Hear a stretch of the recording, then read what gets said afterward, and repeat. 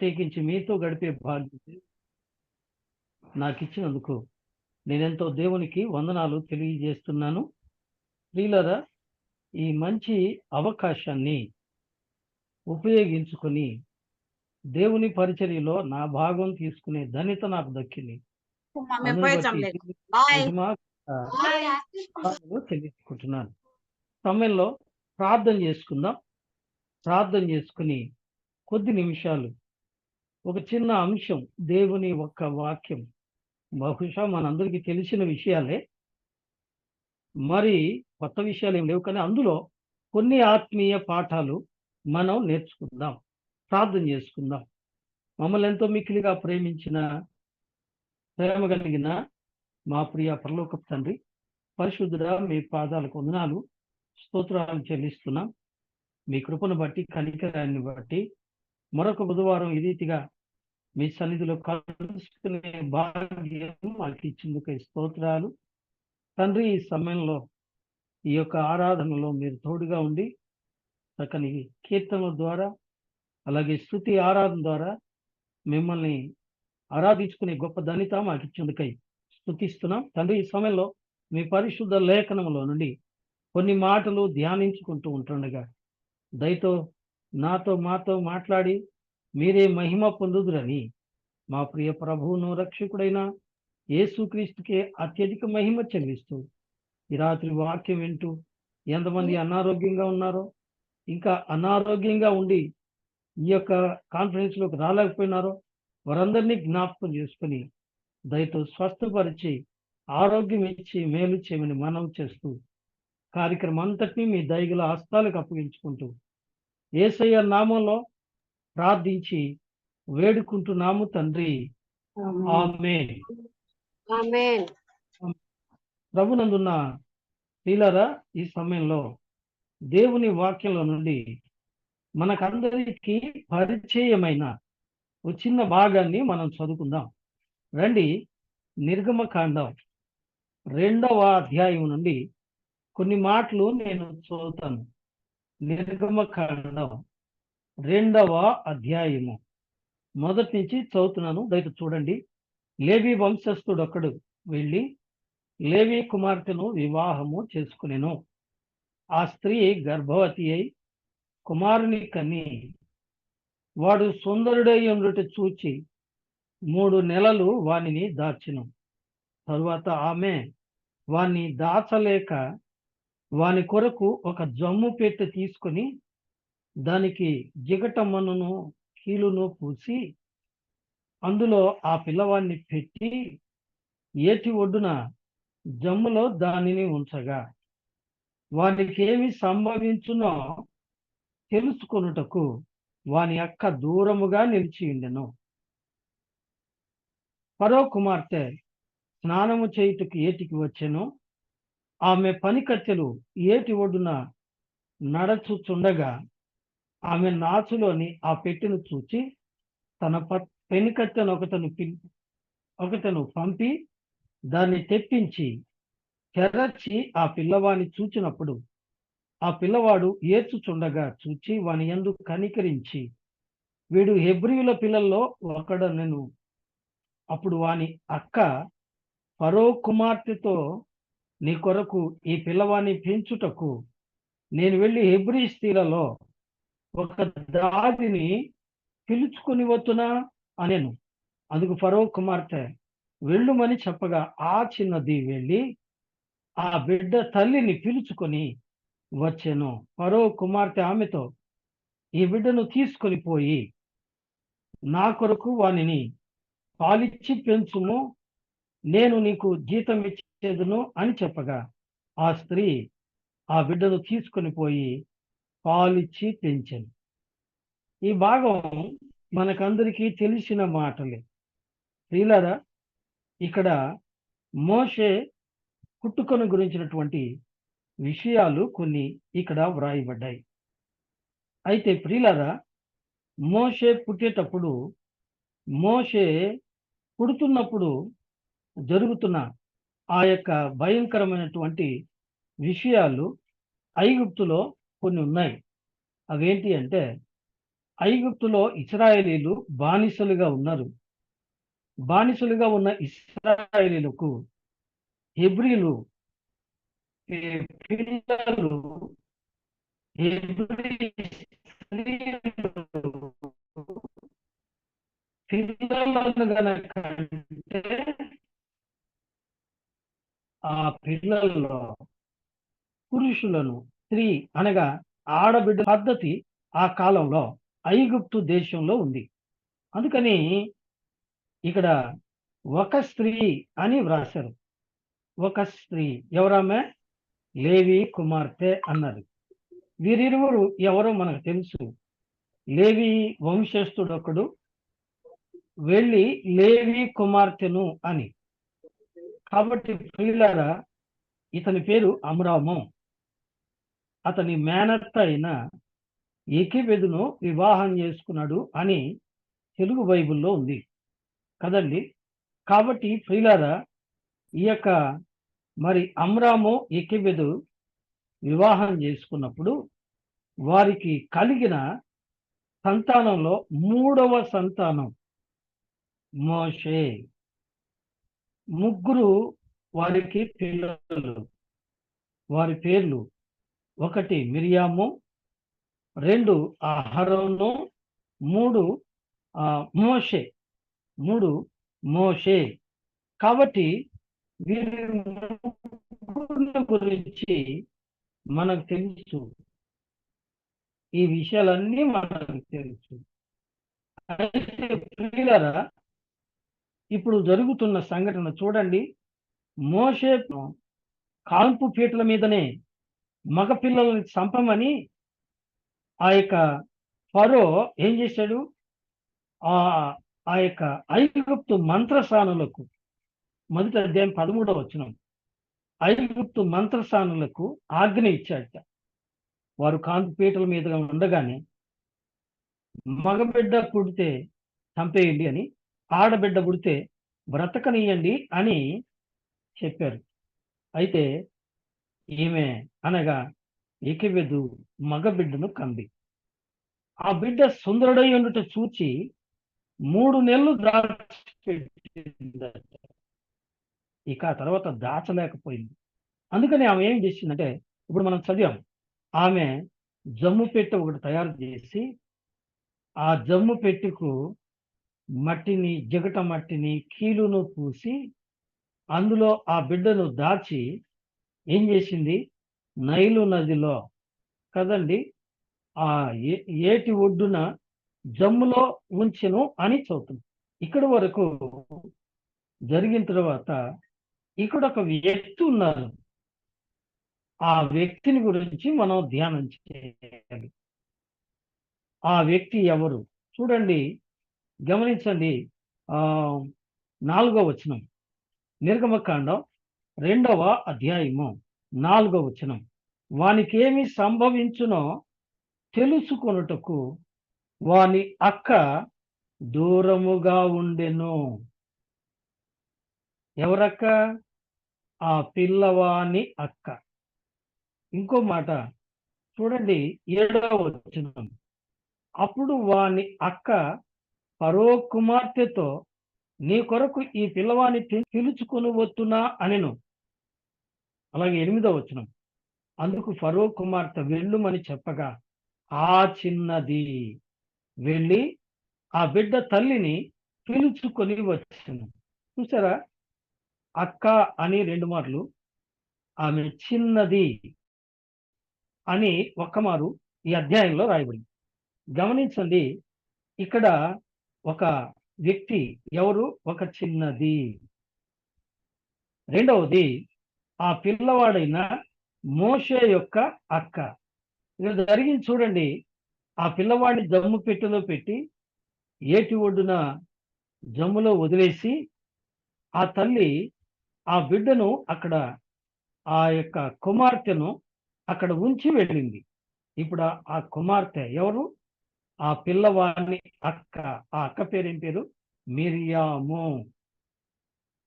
ఈ మిరియాము చిన్న వయసులో ఉన్నప్పుడు జరిగిన సంఘటన ఇది. ఇక్కడ చూడండి, మిరియాము అనగా ప్రియులారా, మిర్యాము అనేది మరియా అనే పదంలో నుంచి వచ్చింది. మరియా అనేది మిర్యాములో నుంచి వచ్చింది అని కూడా అంటారు కదండి. వాస్తవానికి మిర్యాము అంటే చేదు అని అర్థం. ఇంకొక నిఘంటువులో ఏమని తెలుగులో రాశారు అంటే జగడము అని రాశారు. జగడము అని రాశారు. కాబట్టి ఇక్కడ మిర్యామును గురించి మనం కొంత చదువుతున్నాం. ఈ మిర్యాములోని కొన్ని పాఠాలను మనం జ్ఞాపకం చేసుకున్నాం. చూడండి, మొట్టమొదటిగా 2వ అధ్యాయము 4వ వచనం. వానికి ఏమి సంభవించునో తెలుసుకొనుటకు వాని యొక్క దూరముగా నిలిచి ఉండెను. మిర్యాము ఇక్కడ తన తల్లి చేత ఒక బాధ్యతను అప్పగించబడింది. ఈమె చిన్నది అని చదివాము. ఈ పిల్లవాడిని అక్క అని చదివాము. ఈ పిల్లవాడిని జమ్ములో వదిలిపెట్టిన తల్లి ఆ పిల్లవాని అక్క అయిన ఆ చిన్నదాన్ని ఆ జమ్ము దగ్గర ఆ నీళ్లలో వదిలి వెళ్ళింది.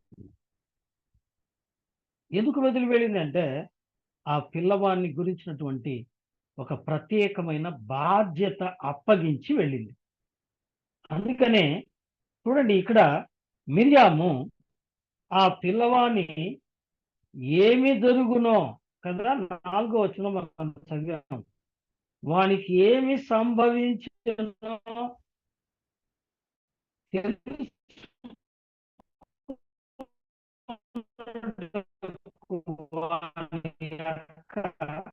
దూరముగా నిలిచి ఉండెను. అంటే ఇంకో మాట కూడా నేను చెప్పన ఉంది. ఆ పిల్లవాడిని కనిపెట్టుకుని ఉంది. ఇదేం బిడ్డలారా, ఇక్కడ మనం ఒక మాట గమనించాలి. ఆ పిల్లవాడిని నీళ్లలో వదిలిపెట్టిన తల్లి ఆ పిల్లవాని యొక్క బాధ్యత ఈ బిడ్డ మీద లేదా కుమార్తె మీద లేదా ఆ పిల్లవాని అక్క మీద ఉంచింది. ఆ బాధ్యతను ఆ చిన్న వయసులో ఆమె ఎంత జాగ్రత్తగా ప్రియులరా మరి నిర్వర్తించిందో మనం చూస్తున్నాం. జాగ్రత్తగా ఎట్లా? ఆ పెట్టె పక్కనే లేదు, పెట్టెకు దూరంగా ఉంది కదండి. పెట్టెకు దూరంగా ఉంది. దూరంగా నిలబడి ఆ పిల్లవాడికి ఏం సంభవిస్తుందో అని కనిపెట్టి చూస్తుందట. గమనిస్తున్నారా? కనిపెట్టి చూస్తుందట. ఇంకో మాట ప్రియులరా, ఈ పూట వాక్యంలో మనం కూడా నేర్చుకోవాలి. మనకు కూడా దేవుడు కొంత బాధ్యత అప్పగించాడు. రక్షించబడిన విశ్వాసులుగా, దేవుని పిల్లలుగా, విశ్వాస జీవితంలో మనకు కొన్ని బాధ్యతలు ఉన్నాయి. పౌరశాస్త్రంలో ప్రియులరా, బాధ్యతలు కలిగిన వారికే హక్కులు ఇవ్వబడతాయి. గురించి అడిగే హక్కు లేదు కదండి.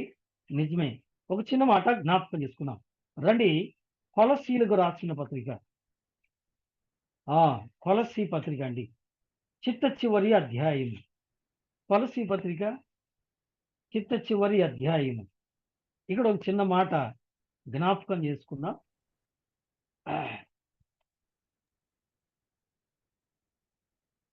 కొలసీలకు రాసిన పత్రిక చిట్ట చివరి అధ్యాయము అనగా 4వ అధ్యాయము 17వ వాక్యం చదవండి.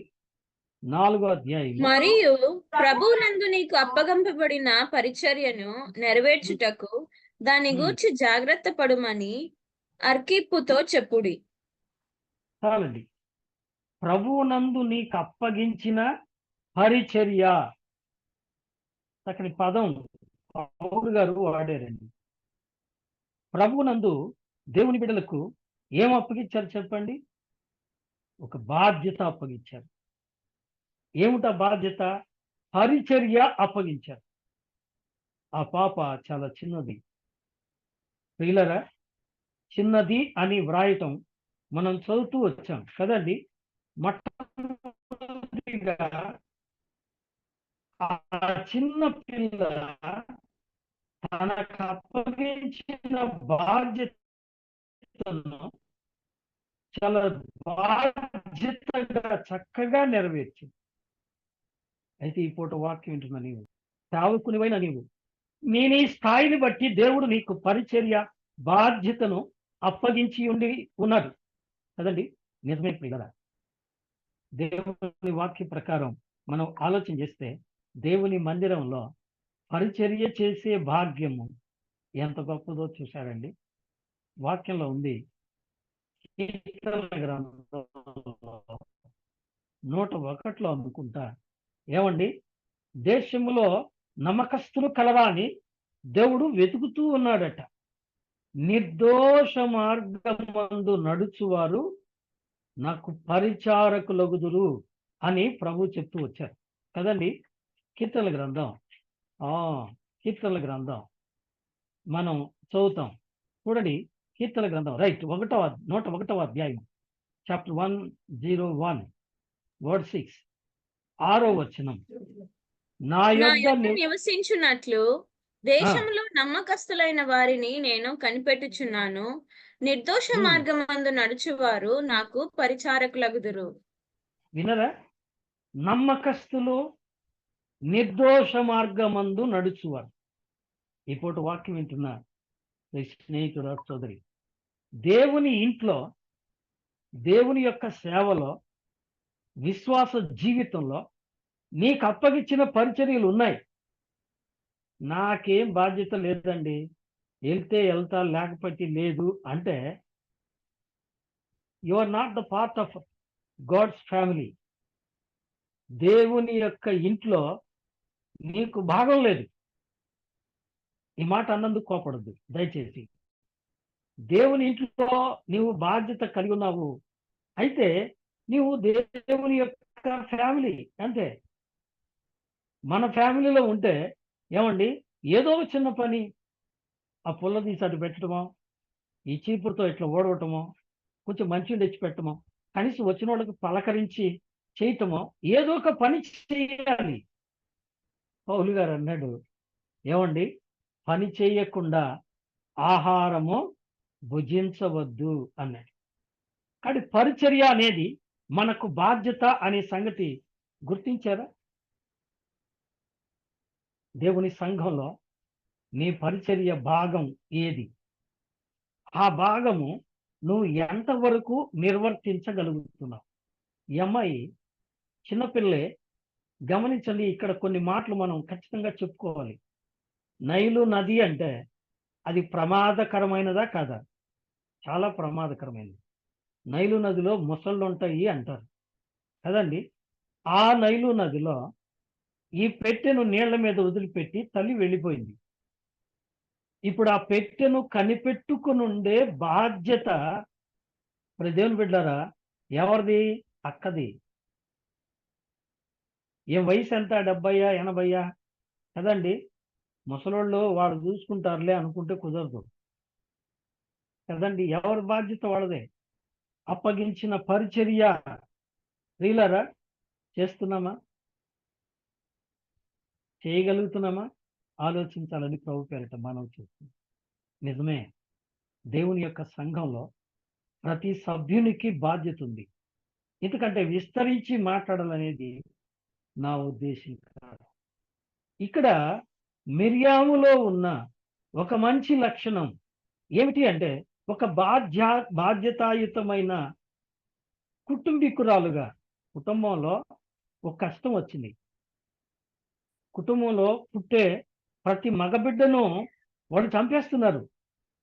అందుకని పుట్టిన బిడ్డ ఆ యొక్క ఐగుప్తీయుల చేతిలో చస్తాడేమోనని, ఆ చనిపోయే స్థితి రాకూడదని ఆ బిడ్డను ఆ తల్లి జాగ్రత్తగా జమ్ము పిట్ట తయారు చేసి నీళ్ళ మీద వదిలింది. ఆ పెట్టె విషయంలో బాధ్యతగా కేర్ తీసుకోవాల్సిన బాధ్యత ఎవరు తీసుకున్నారు? ఎవరండి? అక్క తీసుకుంది. దూరంగా నిలబడింది, కనిపెట్టుకుని ఉంది. బాబు, అమ్మ, నీ సంఘం ఎలా ఉందో, నీ దైవజనుడు ఎలా ఉన్నాడో, సంఘంలో పరిచర్య జరుగుతుందో లేదో, సంఘంలో పని ఏదైనా కొరవగా ఉందో లేదో, అది నీ బాధ్యత అని గమనించి ఎప్పుడైనా బాధ్యతాయుతంగా ప్రవర్తించి చూసావా? ఏమండి? కుటుంబంలో మనం ఉన్నాం. మన ఇల్లు ఉంది. ఇంట్లో బట్టలు ఉతికి ఆరేశారు. గాలికి ఎగిరి పంచలో పడిపోయినాయి. ఎవరి పాటికి వాళ్ళు మా అమ్మ తీసుద్దిలే అనుకొని ఆ బట్టలు తొక్కుకుంటా వెళ్ళిపోతారా? ఎవరి పాటికి వాళ్ళు బాధ్యతగా తీసి జాగ్రత్తగా మడతేసి పక్కన పెడతారా అండి? అదే విధంగా దేవుని ఇంట్లో విశ్వాసివైన నీవు బాధ్యత కలిగి ఉన్నావా? మిర్యాము ద్వారా మనం నేర్చుకునే మొట్టమొదటి పాఠం, దేవుడు నీకు బాధ్యత అప్పగించాడు. ఏమిటా బాధ్యత కదండి? వాక్యంలో ఉంది చూడండి. దేవుని వాక్యంలో మీకు అందరికీ తెలిసిన మాటలే. ఎఫెసీయులకు రాసిన పత్రిక, ఎఫెసీ పత్రిక అండి, ఎఫెసీ పత్రిక చూద్దాం రండి. ఎఫెసీయులకు రాసిన పత్రిక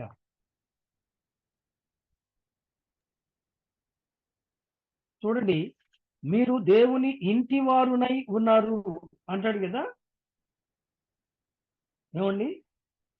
ఎక్కడుందన్నమాట? మీరు దేవుని ఇంటి వారై ఉన్నారు అంటాడు. 2వ అధ్యాయం కదా. ఎస్, 2వ అధ్యాయము.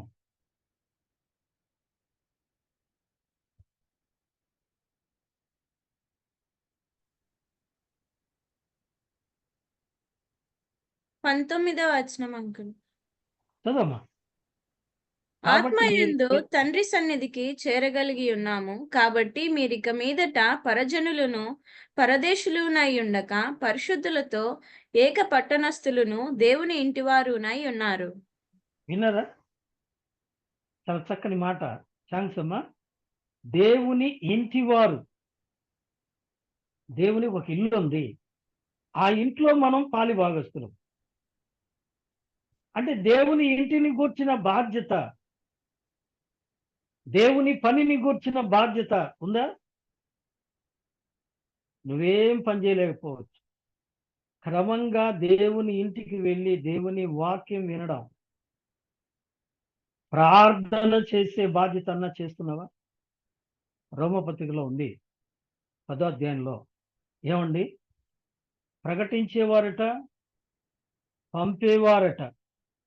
2 గుంపులు ఉన్నారు అక్కడ. ఒకటి ప్రకటించేవారు, రెండవది ప్రకటించు వారిని పంపేవారు. ఏమండి? పంపేవారు లేకపోతే పోయేవారు ఎట్టంటారు? పోయిన వారు ప్రకటించకపోతే వినేవాడు ఎలా వింటాడు? ఆడు వినకపోతే ఎలా రక్షణ పొందుతాడు? ఇవన్నీ కనెక్టెడ్ వర్క్స్. అర్థమైందండి? కాబట్టి ప్రతి పనిని దేవుడు జతపరిచి పెట్టాడు దేవుని ఇంట్లో. అలాగైతే నీ బాధ్యత ఏంటో నువ్వు క్రమంగా నెరవేరుస్తున్నావా? రెండవదిగా 2వ అధ్యాయము 7వ వచనం. నిర్గమకాండం 2వ అధ్యాయము 7వ వచనం. అప్పుడు వాని అక్క ఫరో కుమార్తెతో, నీ కొరకు ఆ పిల్లవాని పెంచుటకు నేను వెళ్ళి హెబ్రీ స్త్రీలలో ఒక దాదిని పిలుచుకొని వచ్చునా అనేను. విన్నారా? ఇక్కడ ఏమంటుంది? అప్పుడు వాని అక్క ఫరో కుమార్తెతో, నీ కొరకు ఈ పిల్లవాని పెంచుటకు. ఏ పిల్లవాని? ఆ పిల్లోడు ఈ అమ్మాయికి ఏమవుతాడు? పిల్లోడని పిలవచ్చా? మా అబ్బాయి అండి, మా తమ్ముడు అండి, మా అమ్మకు పుట్టినవాడు అని చెప్పొచ్చు కదండి. చాలా జ్ఞానంగా మాట్లాడింది కదా. చాలా జ్ఞానంగా మాట్లాడింది. అందుకనే ప్రియులారా చూడండి, నిర్గమకాండం 1వ అధ్యాయము 19వ వచనం. నిర్గమకాండం 1వ అందుకు ఆ అధ్యాయం మంత్రసానులు హెబ్రీ స్త్రీలు ఐగుప్తు స్త్రీల వంటి వారు కారు, వారు చురుకైన వారు, ఎటువంటి వారట? మంత్రసాని వారు చురుకైన వారట. ఏమండి? దేవుని పిల్లలు చురుకైన వారు కావాలి. ఎలాంటి చురుకు? ముందు ఇంకా చెప్పుకుందాం. ఇక్కడ ఈ అమ్మాయి ఆ పిల్లవాని ఆ ఫరో కుమార్తె వచ్చి ఆ నీళ్ళలోంచి తెప్పించుకొని మూత తీసి చూసింది. పిల్లవాడు బాగున్నాడు, చూడటానికి అందంగా ఉన్నాడు. అయితే పిల్లవాడు ఏడుస్తున్నాడు. ఈమె ఆ పిల్లవానికి పరిచర్య చేయాలి అంటే ఈమె చేత కాదు. అందుకని అటు ఇటు చూస్తూ ఉంది. ఇప్పుడు ఆ అమ్మాయి కావాలని కల్పించుకొని ఏమండి అడుగుతూ ఉంది. ఎలా అడుగుతుంది? తాను ఆ పిల్లవానికి అక్కను అని ఏమండి బయట పెట్టలేదు. ఎందుకని చెప్పండి? ఆ పిల్లవాడు ఈమె తమ్ముడు అయితే ఇప్పుడు తీసుకురాబోయే ఆ తల్లి ఆ పిల్లవాని తల్లి అయితే ఇప్పుడు ఐగుప్తీయులు ఏం చేస్తారు? ఆ పిల్లవాడిని చంపేస్తారు. కానీ ప్రమాదాన్ని గమనించింది, చాలా జాగ్రత్తగా మాట్లాడింది. విశ్వాసులమైన మన మాటలు ఎలా ఉండాలి? ఏమండి? మత్తయి సువార్తలోను లూకా సువార్తలోను యేసు ప్రభువారు ఒక మాట అన్నారు. హృదయం నిండినది నోరు మాట్లాడును అన్నారు. రెండవది, నీ నోటి మాటను బట్టి నీవు నీతిమంతుడువో, నీ నోటి మాటను బట్టి అనీతిమంతుడువో బయటపడతావు అన్నాడు కదండి. మన మాటలు ఎలా ఉండాలి? మీ మాటలు ఉప్పు వేసినట్టు ఎలా ఉండాలమ్మా? కృపాసహితముగా ఉండాలి. కొలస్సీ పత్రికలో ఉంది కదా, నేను వచనాలు చెప్పట్లేదు. ఎలా ఉండాలి? కృపాసహితంగా. మన మాటలు ఎదుటి వ్యక్తికి ప్లీజ్డ్గా ప్రేమ కలిగించే విధంగా ఉండాలి కదండి. నిజమే. కృత నిబంధనలో మత్తయి సువార్తలో యేసు ప్రభువారు ఒక చక్కని మాట అన్నారు. మీరు పాముల వలె వివేకము కలిగి ఉండుడి, పావురముల వలె నిష్కపటులై ఉండుడి. దేవుని బిడ్డలారా, మనం ఎలా ఉన్నాం? ఏమండి? ఆ పెట్టెను దూరంగా గమనిస్తుంది ఆ పాప. దూరంగా గమనించి ఇప్పుడు ఆ పిల్లాడిని ఎప్పుడైతే వాళ్ళు బయటకు తీసి పిల్లోడు ఏడుస్తున్నాడు ఎట్లా ఎట్లా అనుకుంటున్నారో తానే కల్పించుకుంది. దగ్గరికి వెళ్ళి అంటుంది, ఎంత తెలివిగా అంటుంది చూడండి. వాని యొక్క ఫరో కుమార్తెతో నీ కొరకు ఈ పిల్లవాని పెంచుటకు నేను వెళ్ళి హెబ్రీ స్త్రీలలో ఒక దాదిని పిలుచుకొని వస్తున్నా. ఎవరిని పిలుచుకొచ్చింది? ఆ పిల్లవాడి తల్లినే పిలుచుకొచ్చింది. కానీ ఆ మాట చెప్పిందండి? లేదు. ఆ పిల్లవాడికి ఈ రాబోయే ఆ తల్లికి ఏ సంబంధం లేనట్టుగానే మాట్లాడింది. ఆ పిల్లవాడికి తనకు ఏ సంబంధం లేనట్టుగా అనగా ఆపద కొని తెచ్చుకోకుండా కదండి. ఆడు మా తమ్ముడండి, మా తమ్ముడిని దాచిపెట్టుకోలేక నీళ్ళ మీద వదిలేసామండి అని చెప్పుకుంటే పిల్లాడిని ఎందుకు బారేశారు? ఇలా గొడవలు వస్తాయి కదండి. కానీ జ్ఞానయుక్తమైన మాటలు కదండి. ఈ చిన్న బిడ్డ ద్వారా మనం ఎంత చక్కని మంచి లక్షణాన్ని నేర్చుకుంటున్నాం. ఈ మిర్యాము ఏం చేస్తుందండి? మొట్టమొదటిగా బాధ్యత కలిగి ప్రవర్తిస్తుంది. రెండవదిగా జ్ఞానముగా మాట్లాడుతుంది. జ్ఞానం కలిగి ప్రవర్తిస్తుంది. చాలా జ్ఞానం. ఇప్పుడు ఆ ఫరో కుమార్తె ఉంది, వెళ్ళి తీసుకురా అనేటప్పటికి వెళ్ళి ఏం చేసిందండి? ఆ పిల్లవాడి తల్లినే తీసుకొచ్చింది. ఏమండి? 8వ వచనం. అందుకు ఫరో కుమార్తె వెళ్ళుమని చెప్పగా ఆ చిన్నది వెళ్ళి ఆ బిడ్డ తల్లిని పిలుచుకొని వచ్చెను. ఎవరిని తీసుకొచ్చింది? ఈ పిల్లవాడిని పెంచడానికి హెబ్రీ స్త్రీలలో ఒక దాదిని తీసుకొచ్చేదా అంది. ఎవరిని తీసుకొచ్చింది? ఆ పిల్లవాడి తల్లినే తీసుకొచ్చింది. చాలా జ్ఞానం. ఏమండి? ప్లాన్డ్గా దేవుని పిల్లలమైన మనం కూడా లోకంలో జ్ఞానం కలిగి మాట్లాడాలి, జ్ఞానం కలిగి ప్రవర్తించాలి. దేవుని సంఘంలో, సేవలో, పరిచర్యలో, విశ్వాసంలో బాధ్యత కలిగి ఉండాలి. ఏమండి, తన తల్లి తాను కలిసి చేసిన ఆ పనిలో తన కుటుంబానికి మేలు జరగాలి, తన జాతికి మేలు జరగాలి. అందుకోసం ఆ కార్యాన్ని నిర్వర్తించటంలో బహు జాగ్రత్త పడింది, బాధ్యతగా ఉంది. రెండవది, చాలా జ్ఞానంగా మాట్లాడి కార్యాన్ని సాధించుకుంది. ఏమని? అలాగైతే నువ్వెలా ఉన్నావు? నువ్వెలా ఉన్నావు? ఇక మూడవదిగా చూడండి, మిర్యాము తన తమ్ముని కొరకు చాలా బాధపడి ఉంటది అనేది నా ఉద్దేశం. ఎలాగంటే, రండి మనం జ్ఞాపకం చేసుకుందాం. రండి దేవుని వాక్యంలో 11వ వచనం, నిర్గమకాండం 2వ అధ్యాయము 11వ ఆ వచనం. దినములలో మోషే పెద్దవాడై తన జనుల యొద్దకు పోయి వారి భారములను చూచెను. అప్పుడతడు తన జనులలో ఒక హెబ్రీయుని ఒక ఐగుప్తీయుడు కొట్టగా చూచెను. చదవమ్మా. అతడు ఇటు అటు తిరిగి చూచి ఎవడునూ లేకపోగా ఆ ఐగుప్తీయుని చంపి ఇసుకలో వాని కప్పిపెట్టెను. చదవండి, మరునాడు చదవండి. మరునాడు అతడు బయట నడిచి వెళ్ళుచుండగా హెబ్రీయులైన మనుషులిద్దరూ పోట్లాడుచుండిరి. అప్పుడు అతడు అన్యాయము చేసిన వాని చూచి, నీవేళ నీ పొరుగువాని కొట్టుచున్నావని అడుగగా అతడు, మా మీద నిన్ను అధికారినిగా తీర్పరినిగాను నియమించిన వాడెవడు? నీవు ఆ ఐగుప్తీయుని చంపినట్లు నన్నును చంపవలెనని అనుకొనుచున్నావా అనెను. అందుకు మోషే నిశ్చయముగా ఈ సంగతి బయలుపడిననుకొని భయపడెను. చాలమ్మా. ఇక్కడ జరిగిన సంఘటన చూడండి. ఎకెబెదు అనగా తల్లి, మిర్యాము అనగా అక్క, వీళ్ళిద్దరు కలిసి ప్రణాళికతో చాలా జ్ఞానంగా ఆ పిల్లవాడి మీద బాధ్యత కలిగి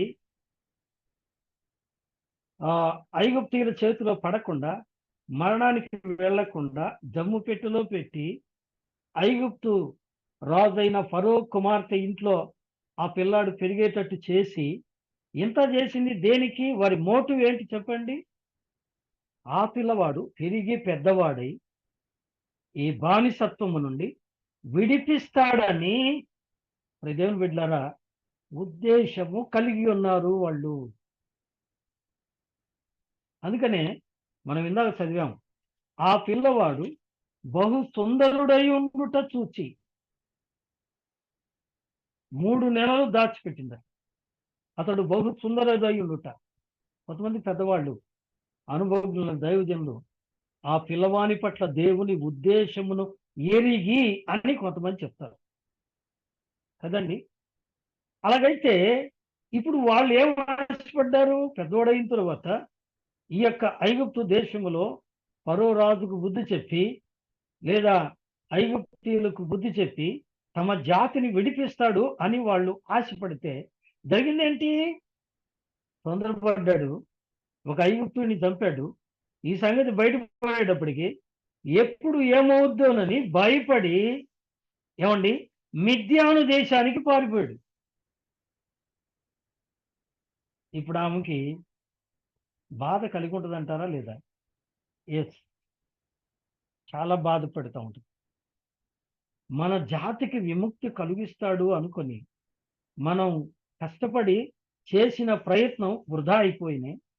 ఇప్పుడు అతను ఏమైపోయాడో, తమ్ముడు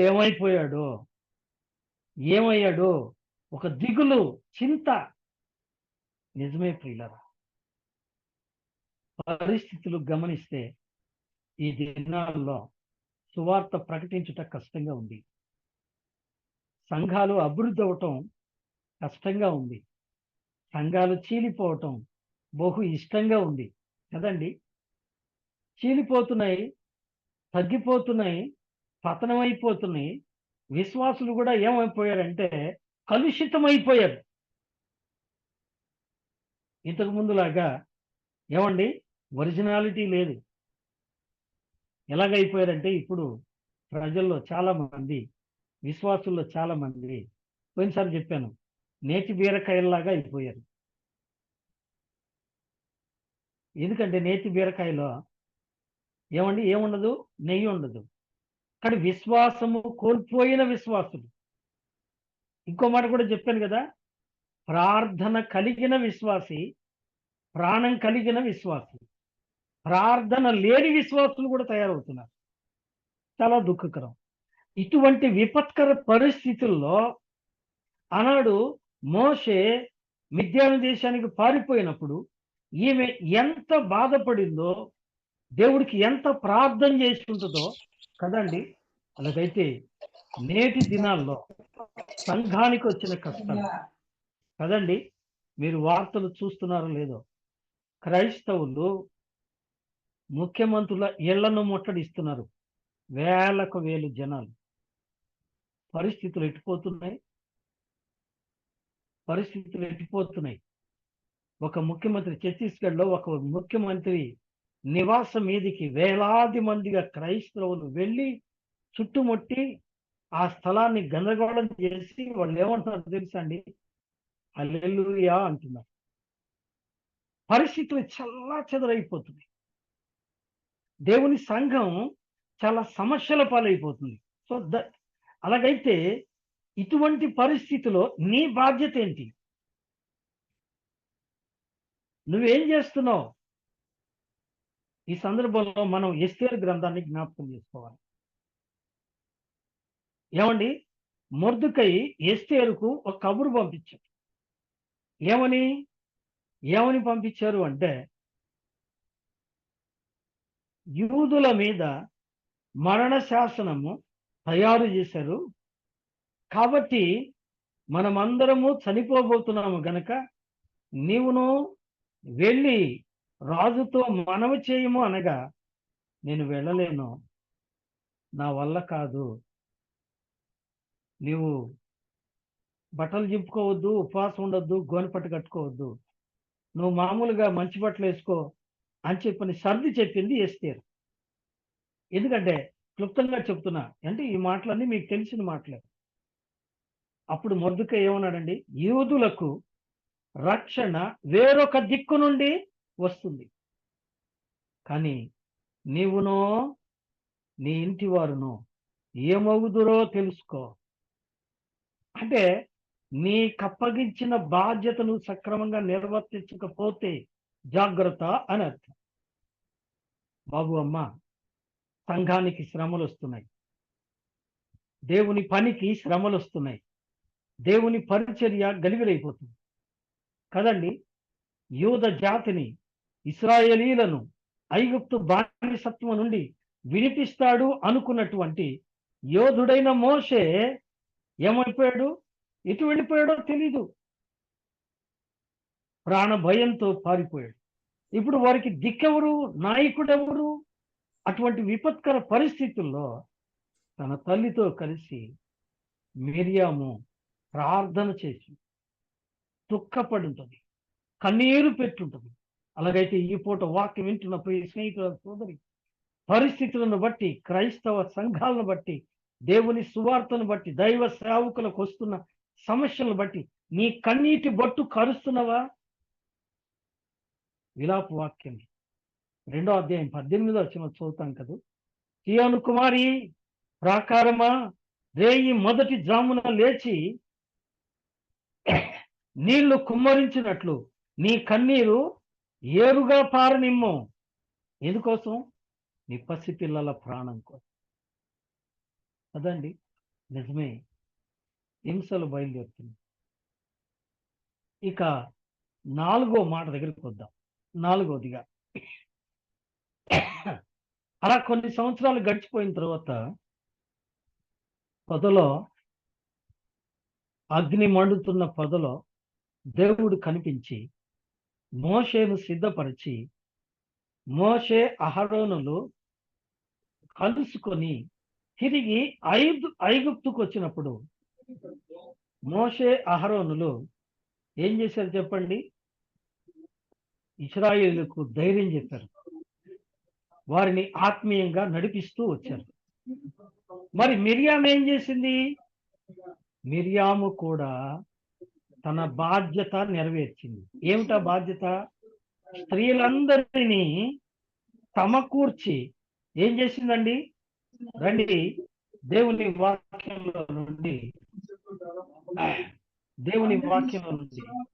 నిర్గమకాండం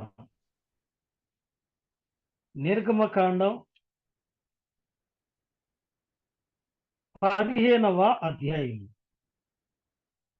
20వ వాక్యం విందాం. నిర్గమకాండం 15వ అధ్యాయము 20వ వాక్యం. మరియు అహరోను సహోదరియు ప్రవక్తియు నగు మిరియాము తంబురను చేత పట్టుకొనెను. స్త్రీలందరూ తంబురలతోనూ నాట్యములతోనూ ఆమె వెంబడి వెళ్ళగా మిరియాము వారితో కలిసి ఇట్లు పల్లవి ఎత్తి పాడెను. యెహోవాను గానము చేయుడి. వినండి, స్త్రీలందరూ తంబురులతో నాట్యములతో ఆమెను వెంబడించగా. వినరా? అంటే ఈమె స్త్రీలను మోటివేట్ చేస్తుంది. బాగా వినండి, మగవాళ్ళు వెళ్తారు, సువార్త ప్రకటిస్తారు, సంఘాలు కడతారు, పరిచర్య చేస్తారు, వాక్యం చెప్తారు, పాటలు పాడతారు,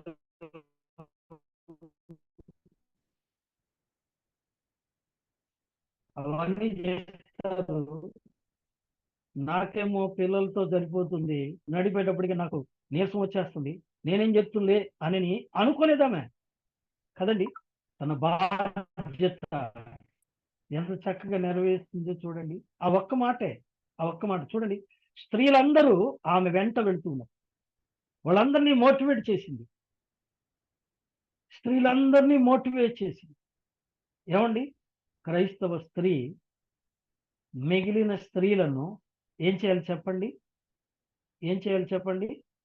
మోటివేట్ చేయాలి. అంతేగాని పౌలు గారు అంటాడు, ఏమండి, దురద చెవులు కలిగి ముసలమ్మ ముచ్చట్లు చెప్పుకోవటం కాదు, కానీ ఏం చేయాలి? స్త్రీలందరూ కలిసి ప్రార్థన చేయాలి, సాక్ష్యం ఇవ్వాలి, సువార్త ప్రకటించాలి, తన ప్రవర్తన ద్వారా భర్తలను సంపాదించాలి కదండి. అంటే స్త్రీ పాత్ర పరిచర్యలో ఎంత ఉంది కదంటారా? మిరియాము స్త్రీలను మోటివేట్ చేసింది కదండి. ఇంకో మాట కూడా జ్ఞాపకం చేసుకుందాం. చూడండి, నిర్గమకాండం 17వ అధ్యాయం.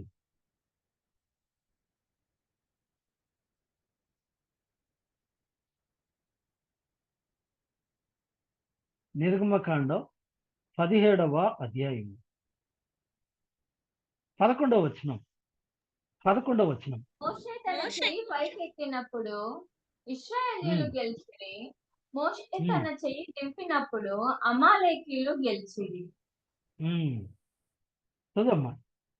మోషే చేతులు బరువెక్కగా వారు ఒక రాయి తీసుకొని వచ్చి అతడు దాని మీద కూర్చున్నటకై దాన్ని వేసిరి. అహరోను హూరులు ఒకడు ఈ ప్రక్కను ఒకడు ఆ ప్రక్కను అతని చేతులను ఆదుకొనగా అతని చేతులు సూర్యుడు అస్తమించు వరకు నిలకడగా ఉండెను. అట్లు యెహోషువ. ఇక్కడ ఈ మాట దయతో గమనించండి. మోషే 2 చేతులు ఎత్తి ప్రార్థన చేస్తున్నాడు. మోషే చేతులు ఎత్తి ప్రార్థన చేసినప్పుడు ఇశ్రాయేలీయులు గెలుస్తున్నారు. మోషే చేతులు బరువెక్కి దింపినప్పుడు ఏమండి, శత్రువులు గెలుస్తున్నారు, అమాలేకీయులు. ఇప్పుడు ఆ పరిస్థితిని గమనించిన అహరోనును హూరును ఏం చేశారు చెప్పండి? ఏం చేశారండి? అతని చేతులను ఏం చేశారు? ఆదుకొనిరి. అతని చేతులను ఆదుకొనిరి. ఈ మాట గమనించాలి, ఆదుకొనిరి. ఇందులో మంచి అర్థం ఉందండి. ఏమిటా అర్థము అంటే, స్త్రీలారా, పరిచర్య చేసేవారికి సహాయము చేయుట, పరిచర్య చేసేవారికి సహాయం చేయుట. మోషే గారు చేతులు ఎత్తాడు, ఎత్తి ఎత్తి అలా ఎత్తి పట్టుకున్నప్పుడు బరువు అయిపోయింది. దించితే మాత్రం నష్టం వస్తుంది. అందుకని ఆ చేతిని ఆదుకున్నారు, అంటే ఆనుకొని నిలబడ్డారు. దేవుని పరిచర్య చేసే దేవుని యొక్క దాసులకు, సంఘంలో ఉన్న పెద్దలకు అండగా నిలబడాలి, అండగా నిలబడాలి. అందుకనే ప్రియులారా, ఇంకో మాట, కొలసీలకు రాసిన పత్రిక, కొలసీలకు రాసిన పత్రిక, ఈ మాట తప్పనిసరిగా జ్ఞాపకం చేయాలి.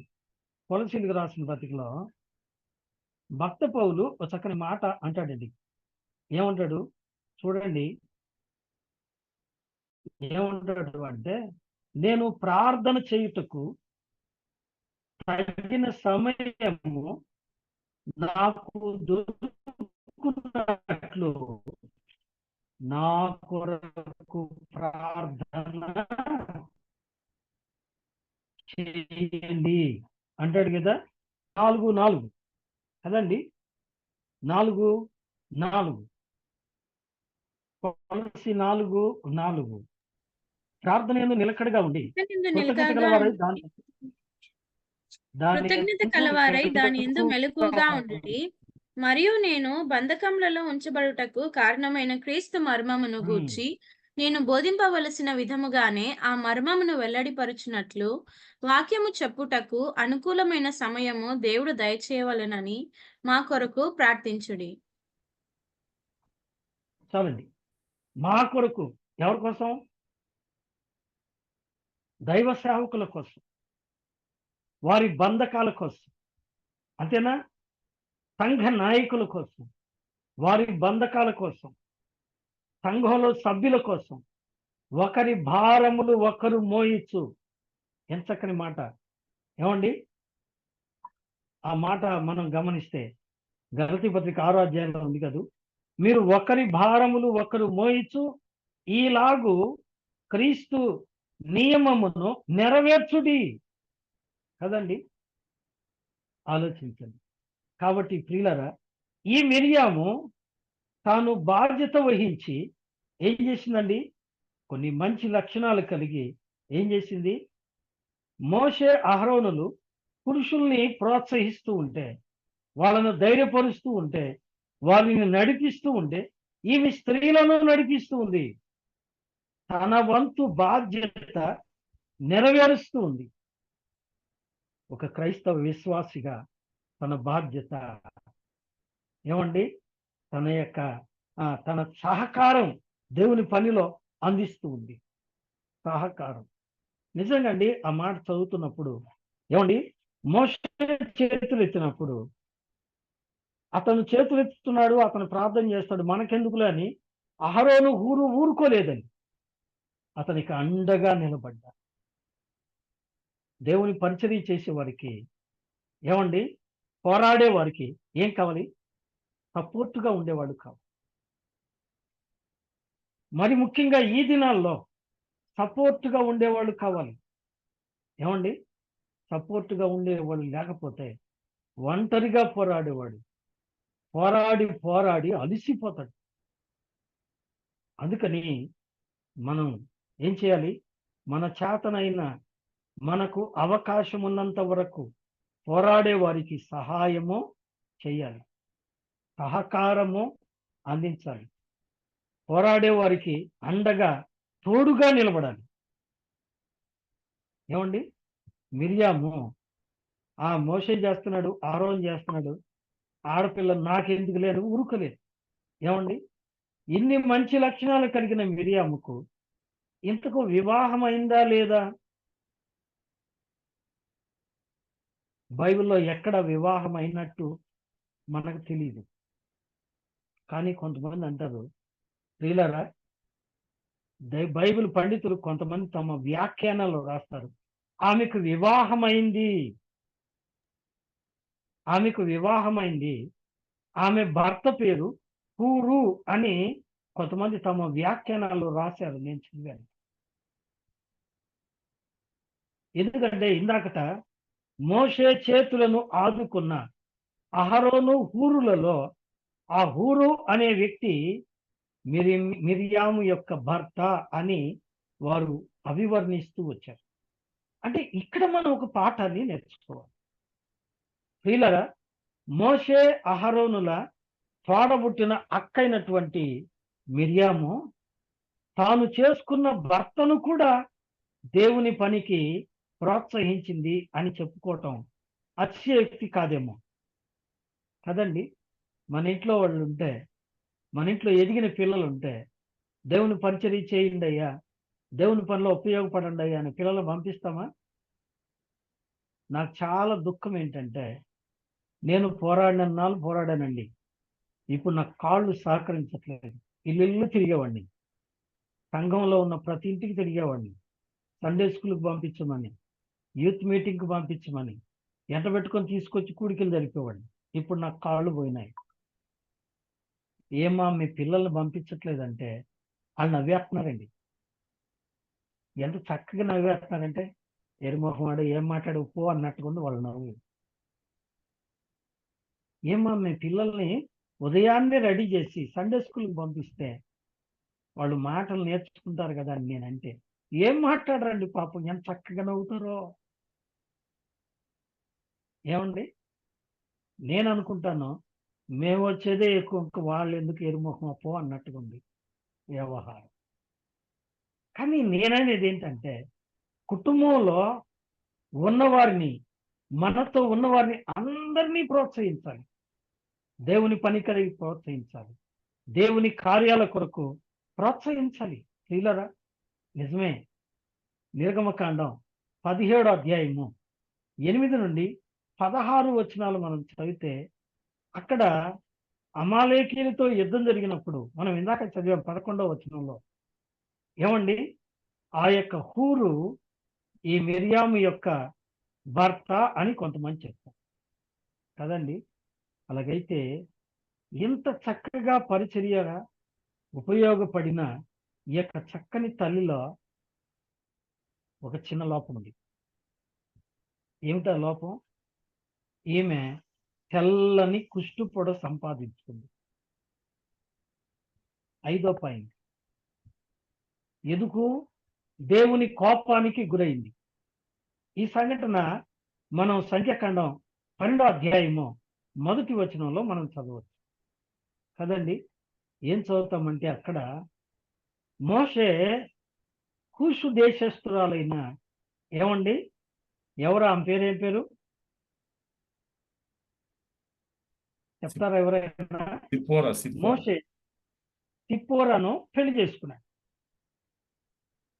సిప్పోరాను పెళ్లి చేసుకున్న తర్వాత ఆ సిప్పోరాను బట్టి మిరియాం గారికి ఈర్ష్య వచ్చేసి. విశ్వాసులకు ఈర్ష్య ఉండొచ్చా? ఏమండి, గురిగెందులో నలుపు ఉన్నట్టు మిరియాంలో కూడా ఒక చిన్న నలుపు ఉంది. ఏమండి, ఒక చిన్న, ఏమండి, పిసరంత చేదు. తొందరపడిపోయింది. దేవుని దాసుడు అనుకోకుండా, ఏమండి, తొందరపడిపోయింది. ఎందుకు తొందరపడిందో తెలీదు. ఆమెను బట్టి, ఏమండి, ఆమె కొంచెం అసూయపడి కోప్పడ్డట్టుగా ముందు లైన్లో రాశారు. అయితే తర్వాత అందామె 2వ వాక్యంలో ఏమంది? మోషేతోనే దేవుడు మాట్లాడా? ఏం మాతో మాట్లాడలేదా అని అంది కదండి. సంఖ్యాకాండంలో 12వ అధ్యాయము 2వ వచనంలో ఈ మాట ఎందుకు అన్నట్టు? ఈమె విశ్వాసుల్ని, అనగా ఇశ్రాయేలీల స్త్రీలను ప్రోత్సహించింది. దేవుని చిత్తం నెరవేర్చడానికి బాధ్యత కలిగి తమ్ముడిని కాపాడుకుంది. ఏమండి, ఒక మంచి ఆలోచనతో, జ్ఞానం కలిగి, దేవుని ఎడల, దేవుడు తన తమ్ముడు ఎడల కలిగిన ఉద్దేశాన్ని నెరవేర్చడానికి కార్యాచరణ చేసింది. ఎంతో జ్ఞానయుక్తంగా ప్రవర్తించిన ఈ తల్లి కడమ వచ్చేటప్పటికి ఎంత తొందరపడిందండి. ఏమండి, ఎంత తొందరపడింది. అందుకనే వాక్యంలో ఉంది, పులిసినది కొంచెమైనను. చెప్పండి, ముద్దంతయు పులియచి. పులియచి. ఒక చిన్న లోపం ఏమండి, స్మాల్ డాట్, ఒక చిన్న లోపం. ఆ చిన్న లోపం ఈమె తొందరపడింది. మనం కూడా చాలా మంది ఏమంటాం చెప్పండి, నరకానికి పోయినా బాగలేదు కానీ ఆ సంఘానికి మాత్రం మేము వెళ్ళంరా బాబు. ఎందుకంటే ఆ పాస్టరే నాకు నచ్చల, ఆ సంఘ పెద్దలు నచ్చల, అసలు ఆ చర్చియే నాకు నచ్చల. ఏమండి, పాస్టర్లు, చర్చీలు, సంఘ పెద్దలు వీళ్ళతోట భక్తి, దేవుడితో కదా. కారణం ఏంటంటే తొందరపడిపోతాం, సాతాను చేతులు చిక్కుతాం, నోరు జారిపోతాం. ఫలితంగా ఏమైపోతాం అంటే నష్టాన్ని తెచ్చుకుంటాం. ఇది క్రమం కాదు. అందుకనే వెంటనే దేవుడు విన్నాడు. మలకి గ్రంథం 3వ అధ్యాయము 16వ వచనంలో మనం చదువుతాం. ఏమని? యెహోవా ఎన్నుకొనుచుండగా యెహోవా చెవియొగ్గి ఆలకించును అని అక్కడ చదువుతాం. వాళ్ళ మాటలు విన్నాడు. మోషే, అహరోను, మిర్యాము నా సన్నిధికి రండి అని పిలిచి, ఏమా నా సేవకుడైన మోషే నా ఇల్లంతట్లో నమ్మకస్తుడు కదా, సాత్వికుడు కదా, ఆయనకి వ్యతిరేకంగా నువ్వు ఎందుకు మాట్లాడటానికి భయపడలేదమ్మా అని అడిగాడు. ఎదురు చెప్పగలిగిందండి? కారణం చెప్పగలిగిందండి? లేదు కదా. కారణం ఈమె సాతాను చేత నిమిషంలో ప్రేరేపణ చేయబడి. సాతాను బహు మోసగాడు. ఏమండి, వెలుగు దూత వేషం వేసుకుని ఏం చేస్తాడు? తంత్రాలు పెడుతూ ఉంటాడు. జాగ్రత్త ఇస్తున్నాడు. ఈ మిరియాము ద్వారా మనం నేర్చుకునే పాఠాలు. ఈమె అహరోనుతో కలిసి తొందరపడినప్పటికీ అహరోను వెంటనే పశ్చాత్తాపడ్డాడు దేవుని దగ్గర. ఈమె కొంత ఆలస్యం చేసింది కాబట్టి ఈమెకు కుష్టు వచ్చింది. ఆ తరువాత ఎప్పుడు చనిపోయిందో మనకైతే తెలియదు కదండి. నిజమే. కాబట్టి 4 విషయాలు ఈమెలో గొప్ప మంచి లక్షణాలు కనపడ్డాయి. 1 బాధ్యత కలిగింది, 2 జ్ఞానం కలిగింది, 3 కుటుంబంలో ప్రోత్సాహం కలిగింది, 4 పరిస్థితులను బట్టి కన్నీరు విడిచింది. కానీ చివరిలో సాతాను చేత ప్రేరేపించబడి తొందరపడి దేవుని కోపానికి గురైంది. ఆ ఒక్క లోపం తీసి పక్కన పెట్టి దాన్ని మనం అలవాటు చేసుకోకుండా సరిదిద్దుకొని మిగిలిన లక్షణాలను చూసుకుని మరియామును మనం మార్గదర్శిగా తీసుకుని దేవుల్లో ఎదిగితే క్రైస్తవ స్త్రీలుగా, క్రైస్తవ విశ్వాసులుగా మనం ఎంతో జయం పొందుతాం, దీవించబడతాం. కాబట్టి దేవుడు మనకిచ్చిన ఆ గొప్ప రక్షణ, సిలువలో మనకు కార్చిన ఆ అమూల్యమైన రక్తధారలతో కూడిన ఆ యొక్క రక్త ప్రోక్షణ జ్ఞాపకం చేసుకుని ఆ క్రీస్తు ప్రభువారి యొక్క ప్రేమను, త్యాగాన్ని జ్ఞాపకం చేసుకుని మన బాధ్యత ఏంటి, మన కర్తవ్యం ఏంటి, మనం దాని విషయంలో ఎంత బాధ్యతగా ఉన్నాం, మనం ఎంత జ్ఞానయుక్తంగా దేవుని యొక్క ప్రణాళిక నెరవేర్చగలుగుతున్నాం, దేవుని ఇంటిని గూర్చిన ఆసక్తి మనల్ని భక్షిస్తుందా, దేవుని పని కొరకైన కన్నీటి ప్రార్థన మనలో ఉందా, దేవుని పనికి ఆదుకునే వారంగా, ఆదరించే వారంగా మనం ఉన్నామా, మన కుటుంబంతో కలిసి ప్రభువుని సేవించే వారమేనా, లేక మిరియాములో ఆ చిన్న లక్షణం లాగా